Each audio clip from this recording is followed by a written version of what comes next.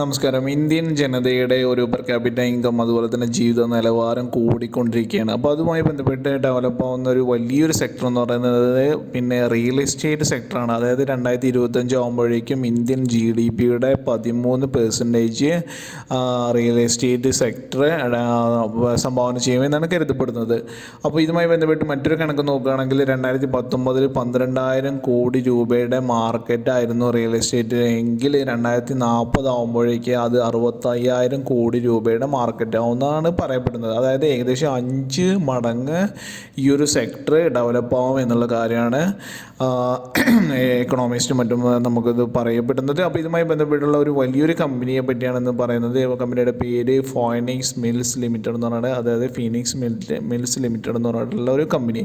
അപ്പോൾ ഈ company mainly real എസ്റ്റേറ്റുമായി ബന്ധപ്പെട്ടുള്ള ഷോപ്പിംഗ് മാൾസ്, പിന്നെ റിയൽ എസ്റ്റേറ്റ് മറ്റ് സെക്ടേഴ്സുമായി ബന്ധപ്പെട്ട മറ്റ് ബിൽഡിങ്സ്, മറ്റ് കാര്യങ്ങളാണ് ഇവരുടെ മെയിൻ പ്രോഡക്റ്റായിട്ട്. അപ്പോൾ ഈ ഫോയിനിക്സ് മിൽസ് ലിമിറ്റഡ് എന്ന് പറഞ്ഞിട്ടുള്ള കമ്പനി എങ്ങനെയാണ് മിൽസ് എന്നുള്ള പേര് വരുന്നു എന്നുള്ളത് നോക്കുകയാണെങ്കിൽ വളരെ രസകരമാണ്.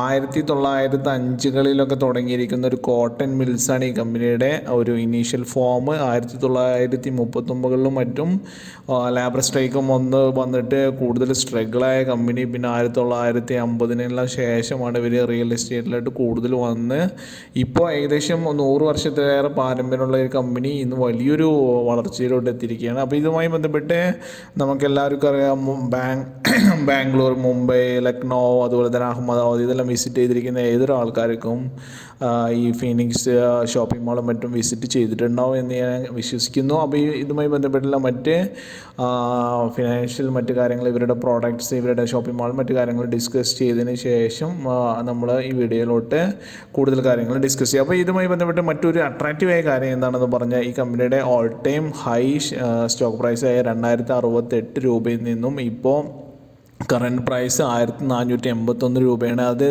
ഏകദേശം 30% നമുക്ക് ഡിസ്കൗണ്ടിൽ ഈ സ്റ്റോക്സ് ഇപ്പോൾ ലഭ്യമാണെന്ന് കാണാൻ പറ്റുന്നതാണ്. ഇനി ഇവരുടെ മെയിനായിട്ടുള്ള റവന്യൂ കിട്ടിയിരിക്കുന്ന 2-3 സെക്ടേഴ്സ് എന്താണ്, കാരണം ഇവരുടെ മെയിൻ പ്രോഗ്രാംസ് എന്താണെന്ന് നോക്കുകയാണെങ്കിൽ construction of commercial residential property, hotel business, അതുപോലെ തന്നെ management, operation and management of shopping mall. അപ്പോൾ സെഗ്മെൻറ്റ് വൈസ് ഇവരുടെ റവന്യൂ നോക്കുകയാണെങ്കിൽ പ്രോപ്പർട്ടി റിലേറ്റഡ് സർവീസിന് 81%, അതുപോലെ തന്നെ ഹോസ്പിറ്റാലിറ്റി സർവീസസിന് 19% കാണാൻ പറ്റുന്നതാണ്. ഇനി ഇവരുടെ shopping centre portfolio, commercial portfolio, residential portfolio എന്താണെന്ന് നമുക്ക് ചെക്ക് ചെയ്യാം. അപ്പോൾ ഷോപ്പിംഗ് സെൻറ്റർ പോർട്ട്ഫോളിയോ എന്ന് പറഞ്ഞാൽ ഏകദേശം 10ഓളം ഷോപ്പിംഗ് മാൾസാണ് അവർക്ക് ഇന്ത്യയിൽ ഇപ്പോൾ ഓൾറെഡി റൺ ചെയ്തുകൊണ്ടിരിക്കുന്നത്. അതായത് മെയിൻ സിറ്റികളായ മുംബൈ, ലക്നൗ, പൂനെ, ഇൻഡോർ, ബറേലി, ചെന്നൈ, അഹമ്മദാബാദ് ഇത്തരം സിറ്റികളിലെല്ലാം ഇവരുടെ ഷോപ്പിംഗ് മാൾസ് റൺ ചെയ്തുകൊണ്ടിരിക്കുകയാണ്. ഇനി അപ്കമിങ് ഷോപ്പിംഗ് മാൾസിനെ പറ്റി നമ്മൾ ഡിസ്കസ് ചെയ്യുന്നതാണ്. ഇനി കൊമേഴ്ഷ്യൽ പോർട്ട്ഫോളിയോ എന്ന് പറയുന്നത് 7 commercial projects running in Mumbai and Pune with 60% of net leasable area already leased out. Office portfolio to grow up from 2 million square feet to 7 million square feet by 2027. Commercial offices on top of the mall Bangalore to be operational in 2024. Phase 1 is equal to 0.8 million square feet. Phase 2 0.4 million square feet. അപ്പോൾ ഇത്തരം ഒരു വലിയൊരു commercial portfolio തന്നെ ഇവർക്ക് ഉണ്ടെന്ന് കാണാൻ പറ്റും. ഇനി റെസിഡൻഷ്യൽ പോർട്ട്ഫോളിയോ നോക്കുകയാണെങ്കിലോ large scale development 3.44 million square feet total saleable area. It recorded a cumulative sale of 1.58 million square feet for the year ended 31st March 2020. It has 4 residential assets, 3 in Bangalore and Chennai, 1 in Chennai. Hospitality portfolio, അതായത് ഈ ഒരു ഹോട്ടലും മറ്റു കാര്യങ്ങളും നോക്കുകയാണെങ്കിൽ cent റെഗീസ് മുംബൈയിൽ 394 rooms, average occupancy 82%.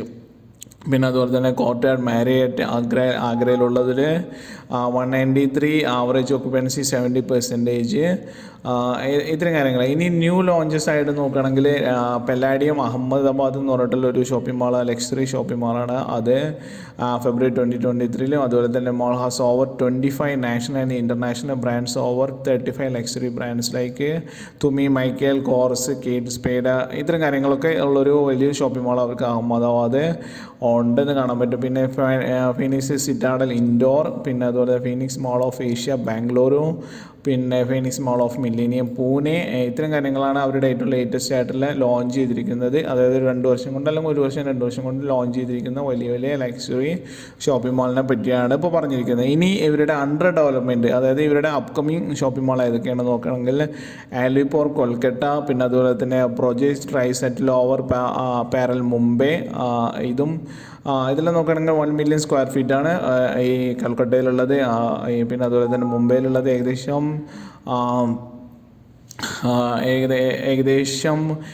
ഇതിൻ്റെ GLA എന്ന് പറയുന്നത് ഗ്രോസ് ലീസബിൾ ഏരിയ എന്ന് പറഞ്ഞാൽ 0.25 മില്യൺ സ്ക്വയർ ഫീറ്റാണ്.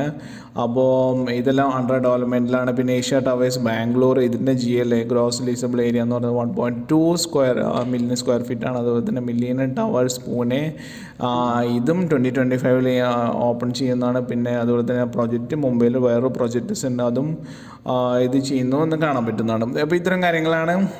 പിന്നെ അതുപോലെ തന്നെ മുംബൈയിൽ അതുപോലെ തന്നെ ISCML ഓഫീസേഴ്സ് വൈറ്റ്ഫീൽഡ് ബാംഗ്ലൂർ, ഇതെല്ലാം കോൺസ്ട്രക്ഷൻ നടന്നുകൊണ്ടിരിക്കുന്ന കാര്യങ്ങളാണ്. പിന്നെ അതുപോലെ തന്നെ പല്ലാഡിയം ഓഫീസേഴ്സ് ചെന്നൈ, ഇതും 2025 ഇൻക്രീസ് ചെയ്തിരിക്കുകയാണ്.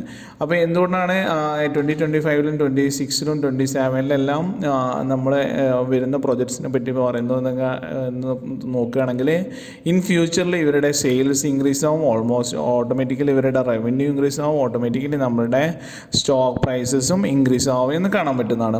അപ്പോൾ ഇതൊക്കെയാണ് ഇവരുമായി ബന്ധപ്പെട്ട് പറയുന്നത്. ഇനി മറ്റു കാര്യങ്ങൾ നോക്കുകയാണെങ്കിൽ മാർക്കറ്റ് ക്യാപ്പ് 52,958 കോടി രൂപയാണ്. കറണ്ട് പ്രൈസ് 1,481 കോടി രൂപയാണ്. ഹൈ 2,068 രൂപയിൽ നിന്നും 1,481 രൂപയായിട്ട് കറണ്ട് പ്രൈസ് ഡൗൺ ആയിട്ടുണ്ടെന്ന് കാണാൻ പറ്റും. ഇനി സ്റ്റോക്ക് PE, അപ്പോൾ ഇതൊരു നല്ലൊരു ചാൻസ് ആയിട്ട് നമുക്ക് ഇൻവെസ്റ്റ് ചെയ്യാവുന്നതാണ്. അതുപോലെ തന്നെ പ്രൈസ് ടു ഏണിംഗ് റേറ്റ് നോക്കുകയാണെങ്കിൽ 50.1 ആണ്, കുറച്ച് കൂടുതലാണ് PE റേഷ്യോ എന്ന് കാണാൻ പറ്റുന്നതാണ്. പിന്നെ ROCയും ROEയും നോക്കുകയാണെങ്കിൽ 12.4 12.1% ആണ്. അത്ര ഒരു പോസിറ്റീവായിട്ടാണ് നമ്മൾ കാണാൻ പറ്റുന്നില്ല. ഇനി ഇവരുടെ ഒരു കറണ്ട് ലയബിലിറ്റീസ് ആണ് 2,259 കോടി രൂപയുടെ ലയബിലിറ്റി കറണ്ട് ആയിട്ടുണ്ട്. പിന്നെ കോണ്ടിൻജന്റ് ലയബിലിറ്റി, അതായത് ഫോർകാസ്റ്റിംഗ് ലയബിലിറ്റി 340 crore rupees ആണ്. ലീസ് ലയബിലിറ്റി 25 crore rupees ആണെന്ന് കാണാൻ പറ്റും. ഇനി പ്രൊമോട്ടർ ഹോൾഡിംഗ് 47.3 ആണ് ഓണേഴ്സിൻ്റെ കയ്യിലെന്ന് കാണാൻ പറ്റും. ഓണേഴ്സിൻ്റെ കയ്യിൽ 47.3 crore ഉണ്ടെന്ന് കാണാൻ പറ്റുന്നതാണ്. അതായത് മേജർ ഷെയർ അവർ തന്നെ ഹാൻഡിൽ ചെയ്യുന്നതെന്ന് കാണാൻ പറ്റുന്നതാണ്. ഇനി ഇതുമായി ബന്ധപ്പെട്ടുള്ള ഗ്രാഫ് നോക്കുകയാണെങ്കിൽ നമുക്ക് എല്ലാവർക്കും അറിയാം, ഇത് 200 DMAയുടെ താഴെ വന്നിരിക്കുന്ന സ്റ്റോക്കാണ്. 200 DMAയുടെ താഴെ വന്നിരിക്കുന്ന സ്റ്റോക്ക് എപ്പോഴും പർച്ചേസ് ചെയ്യുന്നത് ഫിനാൻഷ്യലി സ്ട്രോങ് ആയ കമ്പനികളെ പർച്ചേസ് ചെയ്യുന്നത് വളരെയധികം ഗുണകരമായിരിക്കും. കാരണം വളരെയധികം പെട്ടെന്ന് തന്നെ ഒരു ഇൻക്രീസ് നമുക്ക് പ്രതീക്ഷിക്കാവുന്നതാണ്. ഇനി ഇതുമായി ബന്ധപ്പെട്ട് മറ്റു കാര്യങ്ങൾ നോക്കണമെങ്കിൽ ക്വാർട്ടർലി റിസൾട്ട്സ് അവർ ഓൾറെഡി പബ്ലിഷ് ചെയ്തിട്ടുണ്ട്. ഒരു കഴിഞ്ഞ വർഷത്തെ ക്വാർട്ടർലി റിസൾട്ട്സ് നോക്കുമ്പോൾ സെപ്റ്റംബർ 2024 918 ആയിരുന്നു, സെപ്റ്റംബർ 2023 875 crore ആയിരുന്നു, ഇൻക്രീസ് ആയിരിക്കുന്നത് കാണാൻ പറ്റും. ഓപ്പറേറ്റിംഗ് പ്രോഫിറ്റ് 518 ആയിരുന്നു, സെപ്റ്റംബറിൽ അത് 506 ആയിരിക്കുന്നു. അപ്പോൾ ഒരു ഇയർലി ബേസിസ് നോക്കുകയാണെങ്കിൽ നമുക്ക് ഇൻക്രീസ് ചെയ്തിരിക്കുന്നത് കാണാൻ പറ്റും. ഇനി ഓപ്പറേറ്റിംഗ് പ്രോഫിറ്റ് മാർജിൻ വളരെയധികം ഹൈ ആണ്, 56%. ഓപ്പറേറ്റിംഗ് പ്രോഫിറ്റ് മാർജിൻ ഉണ്ട് 58%. 2023 അത് 50% പ്രോഫിറ്റ് മാർജിൻ എന്ന് പറയുന്നത് വളരെയധികം ഹൈ ആണ്. മറ്റു പല കമ്പനികളിലും 20 മുതൽ അല്ലെങ്കിൽ 15 മുതൽ 30% ഉള്ളിലൊക്കെയാണ് ഓപ്പറേറ്റിംഗ് പ്രോഫിറ്റ് മാർജിൻ വരുന്നത്. അപ്പോൾ ഇവർ ചെയ്യുന്ന സെയിൽസ് ചെയ്യുന്നതിൻ്റെ നല്ലൊരു പ്രോഫിറ്റും നല്ല പെർസെൻറ്റേജ് അവർക്ക് പ്രോഫിറ്റായി വരുന്നതെന്ന് കാണാൻ പറ്റുന്നതാണ്. ഇനി ഇവരുടെ നെറ്റ് പ്രോഫിറ്റ് നോക്കുകയാണെങ്കിൽ 292 ആണ് ഇപ്പോൾ കഴിഞ്ഞ ക്വാർട്ടറിൽ കിട്ടിയിരിക്കുന്നത്, സെപ്റ്റംബറിൽ കിട്ടിയിരിക്കുന്നത് ലാസ്റ്റ് ക്വാർട്ടറിൽ. അത് 2023 നോക്കുകയാണെങ്കിൽ 305 ആയിരുന്നു. അതായത് ഓൾ ടൈം ഹൈ ഒരു നെറ്റ് പ്രോഫിറ്റ് ഒന്നല്ല വന്നിരിക്കുന്നത് കാണാൻ പറ്റും. ഓൾ ടൈം ഹൈ ആയിട്ട് മാർച്ച് 2024 392 വന്നിട്ടുണ്ടെന്ന് കാണാൻ പറ്റും.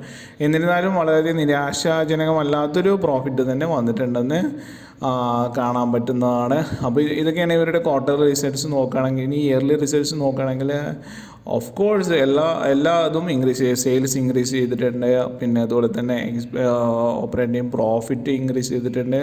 സെയിൽസ് ഓൾ ടൈം ഹൈ ആണ്, operating profit all time high ആണ്.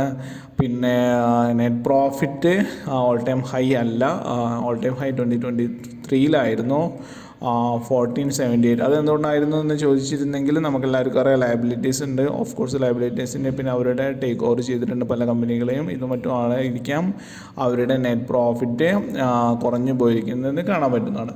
അപ്പോൾ ഇതൊക്കെയാണ് ഇവരുമായി ബന്ധപ്പെട്ടുള്ള ഫിനാൻഷ്യൽ കാര്യങ്ങൾ.